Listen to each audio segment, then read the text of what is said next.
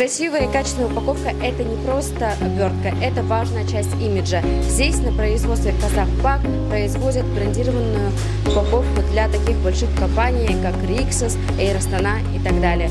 Что за этим стоит, посмотрим в нашем репортаже.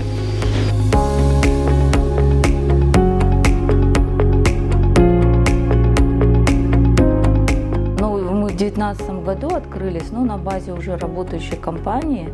У нас работало человек 10, 15, 12 человек. Сейчас у нас более 50 человек. В прошлом году сертифицировались по международному сертификату по пищевой безопасности. Очень много требований. Но на сегодняшний момент мы добились качества. Я думаю, что у нас есть еще над чем поработать, но, говорю, самое важное качество для нас.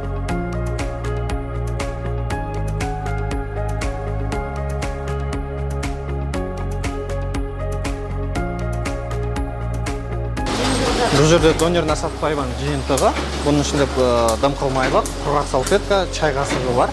Бұл донер желілеріне барады. Мына екінші аппаратта да қорыту жасалынып жатыр. Біз өте көп компания Қазақстан бойынша бүкіл фастфуд желісіне, ресторандарға қызмет көрсетеміз. Екі линия бізден ақыр қазір жұмыс жасап тұрған. Түрлері көп олар, жаңағы клиенттің несіне байланысты, қалауына байланысты жеткілікті қызмет береміз. Наборда жасап жатқан салфеткамыз, влажный салфетка, осы жерде дайындалады. Аппарат Түркияның аппараты.